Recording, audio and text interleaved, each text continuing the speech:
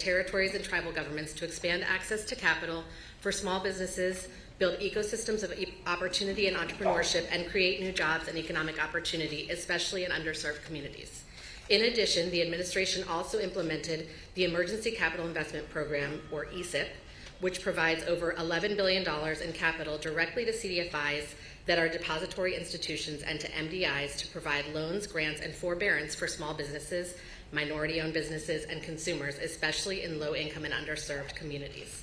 LCCU is a recipient of ECIP funding, and we'll touch on that in the upcoming conversation that I'm so excited to introduce for you. So now, without further ado, I would like to introduce the participants of our conversation. First, our moderator, Jorge Buso, is the Community Empowerment and News Coordinator with Univision.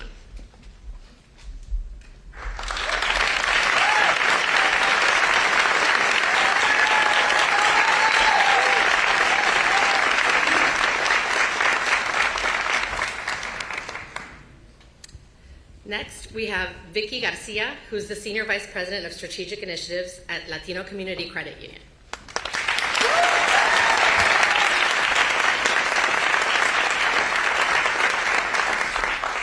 And third, the United States Small Business Administrator, Isabela Guzman.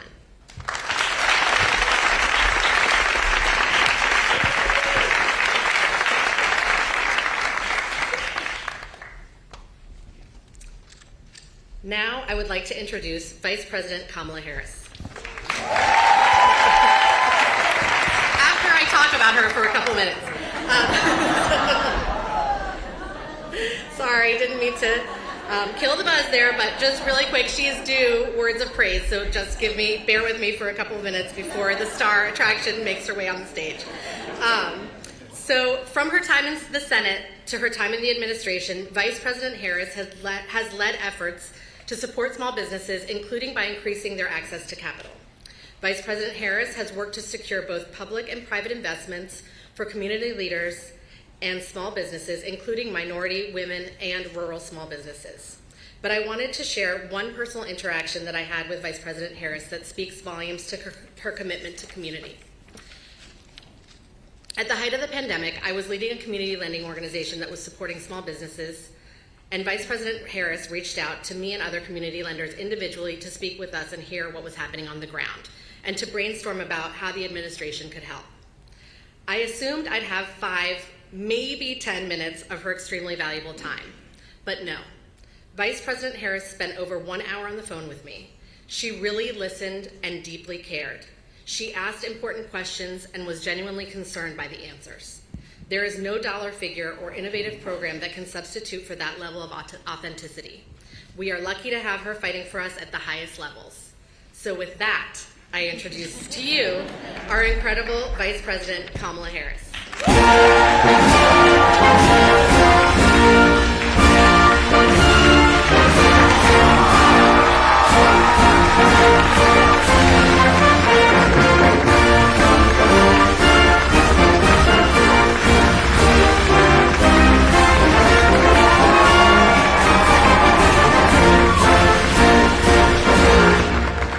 Okay, well, hello everyone. Thank you for being here, and well, thank you for the leaders who here in bringing us together to discuss this important, very important topic. In my role in Univision, North Carolina, in news, I have a special focus on community empowerment and owning my small business and empowering. I'm so glad to be here today. Thank you. Well, Madam Vice President, my first question is for you. Why is supporting small business a priority for you? First of all, thank you, Jorge, for being here and moderating this conversation and for your voice. There is so much about this issue that is about making sure that people are seen and heard, and that their voices are respected, and that we have policies that promote the natural resources and capacity of community. And the kind of work that you do highlights the importance of that every day. So thank you. It's good to be with you and these incredible leaders. And Marla, thank you so very much for that introduction and all you do. Small businesses. So I love small businesses for so many reasons. You know, I grew up, my mother raised my sister and me, Maya and me, but she would work long hours and long days and on weekends from time to time. And so we also had a second mother, someone that we consider a second mother, Mrs. Shelton, who lived 2 doors down from us growing up. And we lived in the apartment above Miss Shelton's nursery school. She was a small business owner. She had this nursery school, and she not only took care of the kids in the community, she took care of their parents. You know, I would notice her sitting in the corner talking with a mother who was going through challenges. She was a community leader. She hired locally. She mentored. And that was my first experience with, I never thought of her as a small business owner. She was Miss Shelton. She was our second mother. But that's the nature of who runs, starts, and owns our small businesses in the community. They're not only business leaders, they're community leaders. They're civic leaders. They're role models. They're the one who sponsors the local softball league. They're the one who sees the kids in the community growing up and will mentor them or give them feedback or advice. They're the ones who, you know, for us as adults, if you go in, whether it's a restaurant or a dry cleaner, and we'll say, how's your day?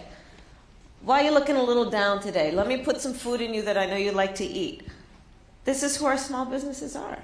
And so that's how we feel about them, how we experience them. And small businesses employ half of America's workforce, either as the owner of or as an employee of.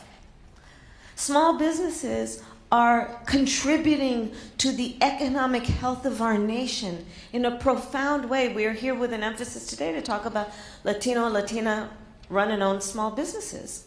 Well, they represent at least 5 million businesses in the United States and contribute on an annual basis, the estimates are $800 billion a year.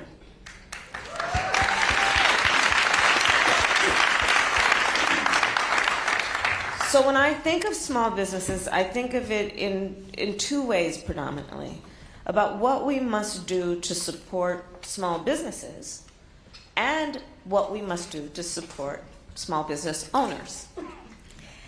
And that means taking into account the incredible work that is being done by so many of the leaders who are here, and of course our administrator, Guzman, around what we should do to address the barriers that can very much prohibit that person that we just talked about from actually contributing, because there might be language barriers. There are barriers in terms of financial literacy. There are barriers in terms of just not knowing where to go and how to apply for loans and access to capital. Things that have nothing to do with the capacity of that individual and nothing to do with their spirit of innovation and ambition, which is also something I love about our small business owners, because they believe and they see and they work hard around the clock. That is not a 9-to-5 job by any stretch. And so those are some of the reasons. More than a job, yeah, absolutely. I agree with you. And we have been told a lot these past 2 years with the economy. People may be interested in starting a small business, but maybe have reservations, you know. Is now a good time for a start business? Yes. Now is a good time. Why? Well, first of all, I'm very proud to be a part of some of the work that has led us to this moment, where when I was in the Senate, before I became vice president, before we were elected, President Joe Biden and myself, when I was in the Senate, we, and together with some others, got $12 billion of federal money to put into the CDFIs, the Community Development Financial Institutions, which we all know as community banks. And so the work that we have been doing over the last couple of years has been to maximize the capacity of that additional funding to increase access to capital. Access to capital, no small matter. I have met, and Marla, we talked about this, so many small business owners, and I've traveled around the country meeting with small business owners, who shared with me stories about how when they first wanted to get a loan, also known as access to capital, they'd go to a bank, usually the traditional bank, and almost to a one they said, and I heard this word being used to describe me that I'd never heard before. And I would ask, what word is that? And they were told that they are unbankable. Unbankable. And so what ended up happening, though, and most of those stories that I've had the benefit of hearing had a good ending, because what they then realized is there are other places to go, such as community banks, which are in the community, run by members of the community. They understand the capacity of the community. They understand the culture of the community, the mores of the community, what the community wants for itself. And then they look at the whole human being in terms of that small business owner. And they can see them. So they know what you want to sell, the community actually wants to buy. Whether that be a certain style of food or just cultural or just what it needs. And what ends up happening is the community bank then says, okay, let's sit down and talk about how you apply for that loan. Let's talk about how you get a line of credit. Who of us grew up with our parents talking about a phrase, line of credit, right? These are things you learn if someone takes the time to teach you, because they know. That's what community banks do. They then help them understand, this is how you need to think about your capital. This is how you need to think about how you're going to be able to afford your employees and their benefits. You get the point. They sit down and they take the time because they understand the value of the person that's sitting across that desk in terms of who they are in the community and what they can contribute to the community. So we've put more money into the CDFIs. You look at it, in the last 2 years, we have, as an administration and leaders who are present at this moment in time, and I know the governor is here, Roy Cooper, I want to thank him always. We have, over the last 2 years, grown and started, as a country, more small businesses in the last 2 years than any other 2 years in the history of the country. That's the environment. We have some of the lowest unemployment rates. We are doing the work that is about collaborating around the small businesses that will need to do the work that will be the result of all the trillions of dollars we're putting into the infrastructure of our country, including the almost $1 trillion that we're going to be putting into a whole new economy that is called a clean energy economy. Right? This money is about to hit the streets. And so what we know as an administration is we want to make sure the folks in the community are going to be able to take those jobs. So we are investing in the skills development. We are partnering with everyone from community colleges to organized labor to make sure that we are training folks up to take those jobs. That's all happening right now.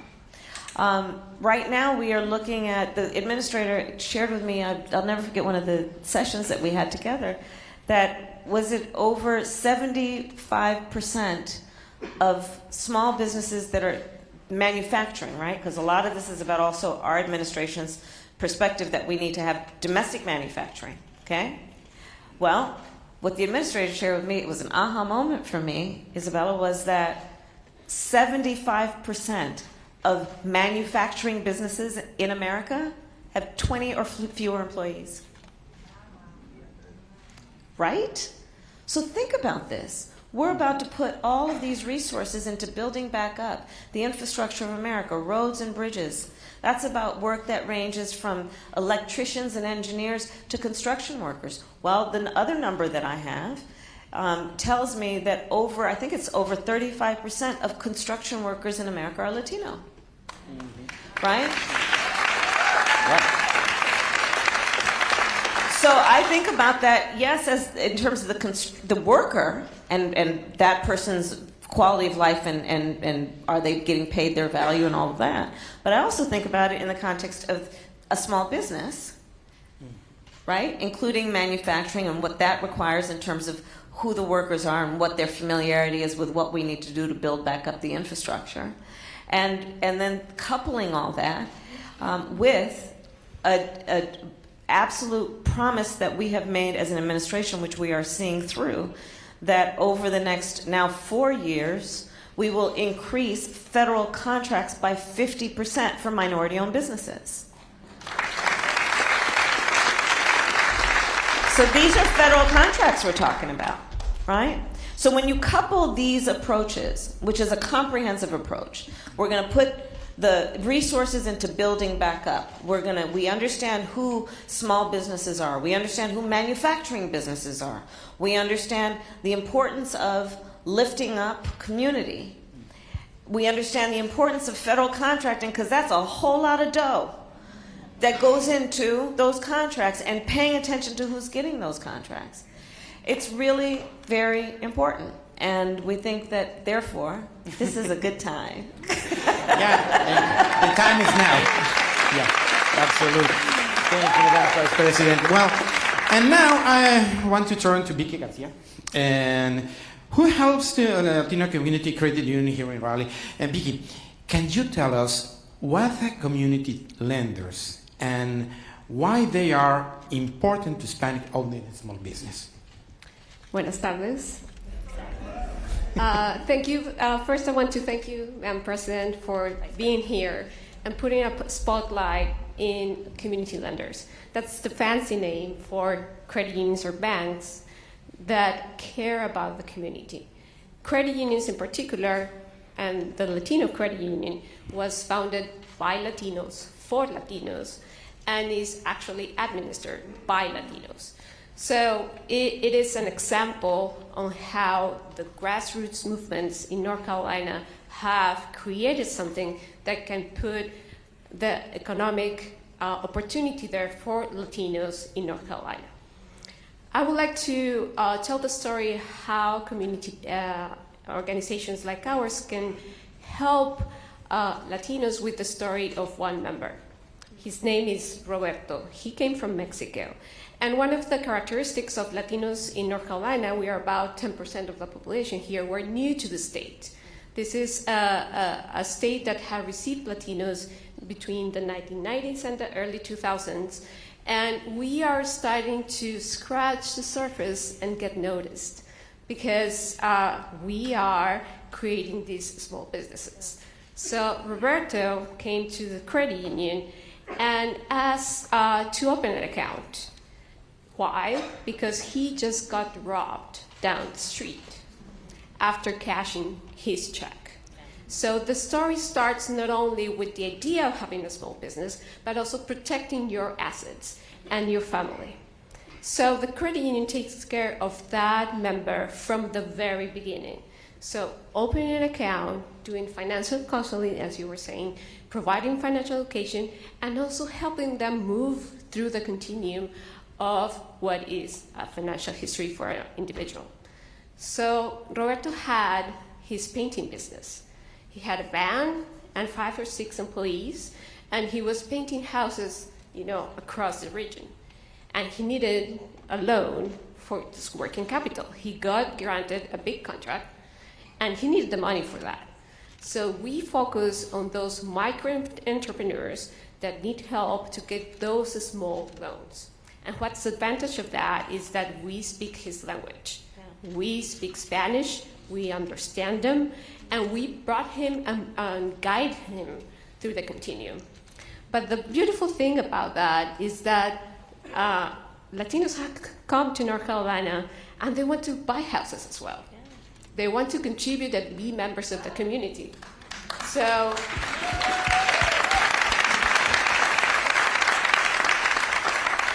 So we created a mortgage product for all the Latinos that are wanting to buy a house and stay here and participate in the community in North Carolina. 40% of our mortgages are done to individuals who own their own business and have 4 or 5 employees working for them. And the beauty of that is that they transmit that information to their 4 or 5 employees. And those are the ones that come after and apply for those mortgages. So we're not only creating value through the initial loan, the small business loan, but we are also helping them to stay, create roots, and participate and contribute to the community in general. So one of the things that we are very proud of is that we received through the ECIP program $99 million from the administration.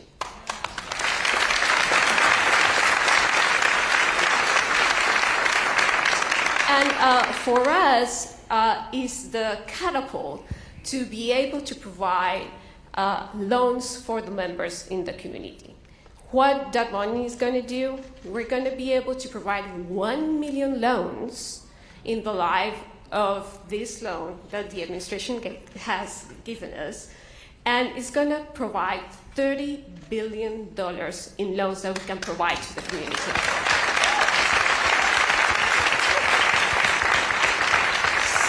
So I don't want to be the best kept secret. Please tell everyone that you can go to the credit union, ask for a loan, get through the financial education program, and build your assets with us. And in this beautiful country that I now call home. I am from Colombia originally, but American, and been here for 20 years, and I cannot see myself doing something better. This is the best road I have taken. Excellent. Wow. I'm from Mexico. I became an American citizen 2 years ago. Yeah. It's a good honor to be part of this country.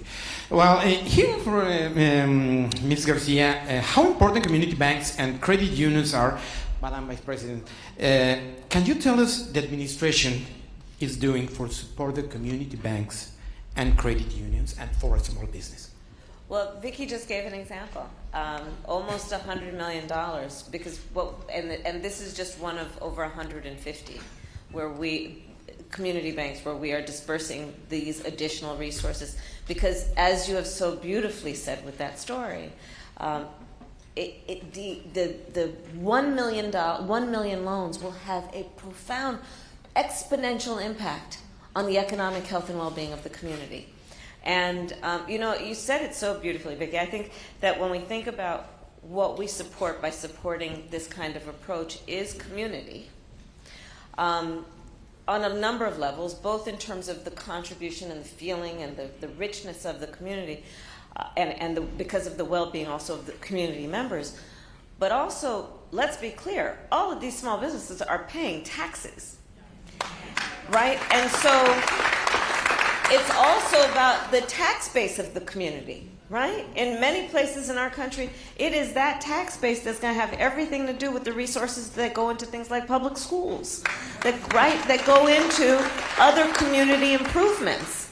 So understand that when we're talking about the benefit here, it is, yes, the owner, yes, their employees, yes, maybe their family members who then learn that these mortgages are available, but it is that. But on the point also about home ownership, that's about intergenerational wealth.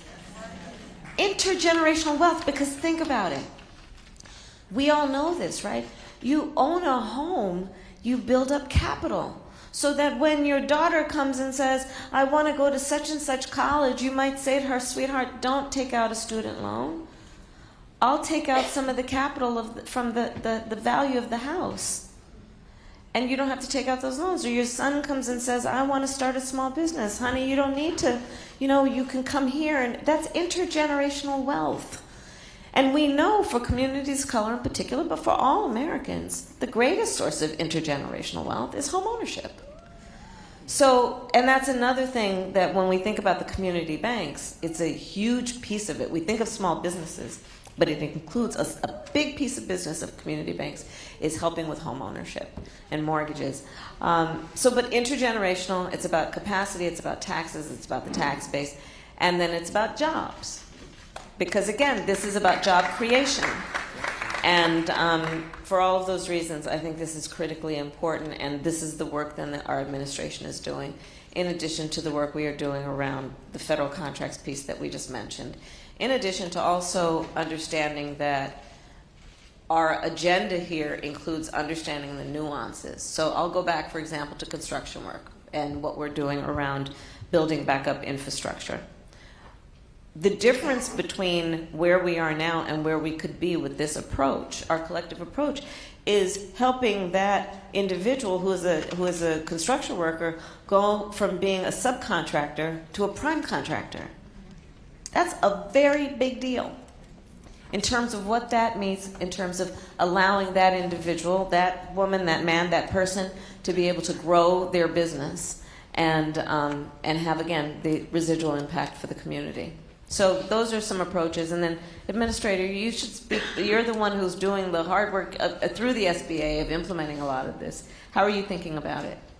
Well, it was a great honor to be able to join you here, because this is all I think about with your direction. I think that, communicating how committed the Biden-Harris administration is to making sure that the economy works for everyone and using, that's right,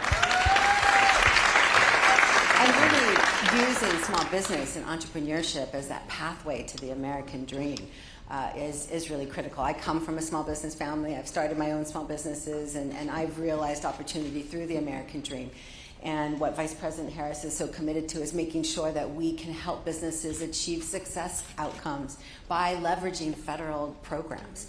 And the SBA is all about that American dream and making businesses more successful by giving them the funding that they need to start their business, or making sure that they have the networks and the advice and everything in their toolkit to be able to day by day grow their business and take advantage of the opportunities that the Biden-Harris administration is investing in on their behalf. And then, of course, making sure that we are on the ground. SBA, as you all know, is dispersed around the country with district offices and funding resource partners, many of them here today as well, that help businesses fill that toolkit up with the tools to start a business by writing a business plan up, or maybe that's finding out how to export their product abroad or get onto digital e-commerce and leverage these great opportunities. And so what we're really committed to at the SBA is ensuring that the most critical success factor, being able to access capital to grow, is accessible to all. And that's why I'm so glad that Vicki has joined us in the work that they're doing in the community to make sure that all communities are financially ready and able to level up into entrepreneurship. With the SBA's core resources, I want to spend a little bit of time on capital, because that's the topic we're really trying to lean into in the Biden-Harris administration. And from day one, and even before that, with Vice President's leadership in the Senate, we have committed to making sure that we could ensure that the smallest of the small businesses could access capital. SBA, of course, has been able to disperse relief during the pandemic to help save millions of small businesses. And in the president's first year, $450 billion was dispersed around the country in relief, and we got it into the hands of those left out of previous rounds, into the hands of the smallest of the small businesses with success. And that was through community, through organizations like many of you who are running those organizations today here in the room with us, in language, culturally competent organizations who could help us teach people how to access these incredible relief offerings. And what we're doing now to implement against this vision is making those changes across our core programs. Besides our COVID relief programs, SBA also disperses $40 to $50 billion a year into small businesses for working capital, lines of credit, asset purchases to buy your building or to buy equipment. All the tools and resources you need in the capital markets to grow your business. And so with the changes that we're making to expand our footprint with more lenders, as well as simplifying our products so that it's easier to meet you where you are and everywhere that you are and serve you with a product that is as accessible to you. Those changes are really critical to making sure that small businesses can get the startup capital or the growth capital that they need to be a part of those historic investments. And right now, small businesses around the state are building bridges and helping us, implement the Infrastructure Investment and Jobs Act and creating jobs in the process. And the SBA is here to help them do just that. Wow. Thank you, Minister. Well, it's very clear that the supporting the small business. And well, one final question, Madam Vice President. What resources can you share today for those who want to start a small business? There's a lot, and I actually am going to turn it back to the administrator, because one of the things I think that it'd be really helpful for us to share with the community and opinion leaders here as they use their bully pulpit is to help people understand, like, how do they access it? And so let's say I've got an idea, and by the way, when we talk about our small businesses, not only is it intergenerational, but also we've got entrepreneurs in their teens and 20s to families who have been doing this for generations, and our seniors. And so it's really, that's also what's also exciting about our small businesses and who they are, because it spans the generations in addition to being intergenerational. But let's talk about, so I have an idea. Let's say I'm, whatever the age is, but I've got an idea. I'm youthful, whatever I am. And and I've got an idea, and I'm prepared to work hard. It's the only way I know how to work. But I need access to capital. So I know that there's something out there about community bank. There's something out there about SBA. But as the individual, if we're sitting down in my kitchen and you're my neighbor telling me what to do, what would you tell me? What do I do? Well, I think that what we've invested so heavily in the Biden-Harris administration, as you know, is leveling up our networks. You have to start with someone you trust, that local voice. And through the American Rescue Plan, the Biden-Harris administration has supported our community navigators around the country. We now have 1,600 centers around the country. And here in North Carolina, every type of organization to help you get the skills you need. Fill that toolkit with all the resources you need to run your business day to day. So we have SCORE chapters. Those are expert mentors who've done business themselves. How do I meet them? And you can go through SBA.gov and connect to local resources. SBA.gov/get local assistance. And I know we're here today in Forest, my district team, but you can connect to a SCORE mentor directly, as well as a small business technology development center. You have several of them in the state, and women's business center. So it's basically about building a center that is welcoming to you. And we have funded community navigators here throughout the state to support small businesses. And so I think it's critical that you start and recognize that SBA can be a part of your team. So do I go on, so if I go on to SBA.com, to SBA.gov, okay, and then where do I go? Like, tell me where to go. Then there's a feed for community navigators as well as get local assistance. And that's how you connect locally with our districts. It's really important that you get a live voice on the other end of that phone So call. I'll actually talk to somebody? You'll be able to talk to somebody. Oh, I like talking to people. And let me ask one question. Is it in Spanish as well? We have advisors who can work with you in 27 different languages. Oh, great. Great. We've invested heavily in making sure that our resource partners, those small business development centers, the women's business centers, the veterans business outreach centers, the community navigators, and our districts have the cultural and language competency to be able to deliver. And for the first time ever in the Biden-Harris administration, the SBA actually put one of its COVID relief resources in 2 languages, in Spanish and English. So natively you could go through the platform and not have to translate it alongside. And so we really are committed to making sure that we reach those smallest of the small with the best resources available in federal government. Wow, great. Thank you, Madam Vice President. Thank you, Administrator Guzman. Same question for you, Vicky. And what resources can you share today for those who want to start a small business? So I would say go to a credit union, go to the Latino credit union, and open an account with us. Those deposits are the ones who get recycled in the system. Those are the funds that we can lend to those small businesses.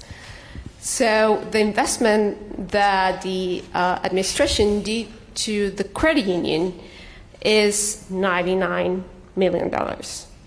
That amount of money could be multiplied by us being able to get $700 million in deposits. And that is all of you here, plus all the members of the credit union, and more importantly, organizations that care about small business and the mission that we have as a community lender.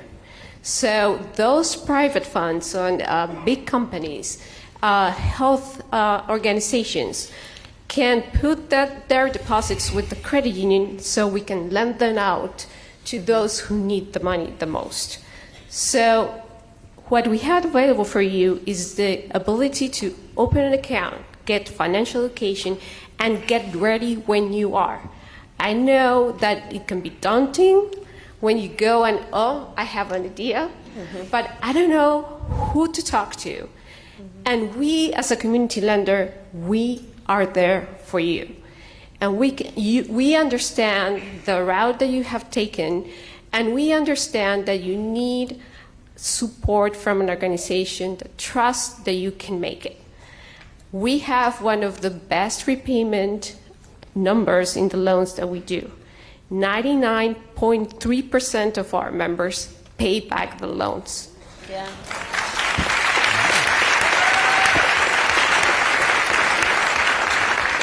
So we're not a risky business. Actually, we're a very good one. Yeah. Right. So just put your deposits where your heart is, and that will make you a best citizen. And you indirectly will be helping every small business owner that could ask for a loan at the credit union. And if I can add to that, so Jorge, you asked earlier, like what have we been doing recently? We last year started what we've called the Economic Opportunity Coalition. And so we've been spending time with private sector funders. And we now have some private equity investment going into the community bank. So it's not only the federal government money, but now we've got, I think it was B of A and Wells Fargo agreed to put $1 billion into what we're doing around community banks. We've got Google and all these others who have agreed that it is a good bet. It is very low risk when even private investors are thinking about the return on their investment to invest in community banks, which invest directly in the community. I think part of it, if I can speak for them, I'll just speak for myself as my observation. I think they also realize, one, that it is in the best interest of the economic strength and well-being of all of society to invest in these communities, but they also understand that the community banks just do it better in so many ways because they understand the community, and everything that you've described happens there in a way that it may not happen with a big bank. Yeah. Well, this has been incredible conversation, and I learned a lot, and I hope you too. And well, I try to open my own business, my small business too. So it's very, very useful, this information for me. Thank you, Vicky, Mrs. Garcia. Thank you, Administrator Guzman. Well, Madam Vice President, any closing comments?